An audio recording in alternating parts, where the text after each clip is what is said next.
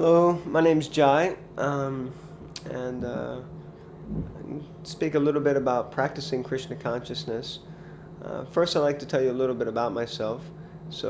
Before I started practicing Krishna consciousness, I had a number of jobs, but I worked specifically in the City of London investment banking industry, doing software development and testing.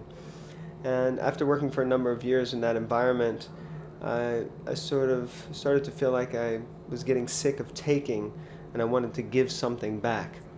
And my very dear friend and his wife, they were also practicing Krishna consciousness, and they spoke to me about the importance of Krishna consciousness and how the best way to give back to people or to give to someone, or the highest welfare activity, one could say, is to help someone to understand that they're actually a spiritual being, that they're a soul.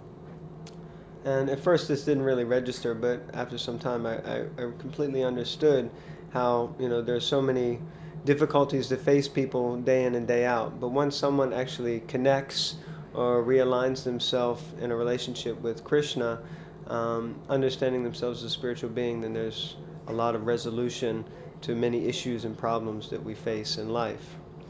So now I've been practicing Krishna consciousness for about 10 years, a little over, and I find it a very blissful experience. Just yesterday we had a big festival, and the festival went on until 11 in the evening with singing and dancing and feasting.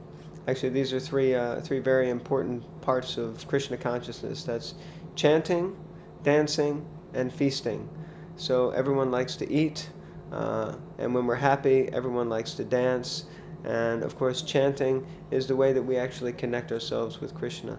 So for me, I guess these three aspects of Krishna consciousness and the practice of Krishna consciousness is what enlivens me the most. That we understand that in the spiritual world, every day is like a festival, and here in the material world, as we realign ourselves with our spiritual nature, then we're actually practicing, a philosophy or a process of, reviving our original dormant consciousness as a spiritual being. So in that way, it means that by practicing what's happening in the spiritual world, then we're automatically coming closer to being spiritual beings. So that means if every day is a festival in the spiritual world, then we should also, every day is like a festival in Krishna consciousness. So that means chanting, dancing, and feasting.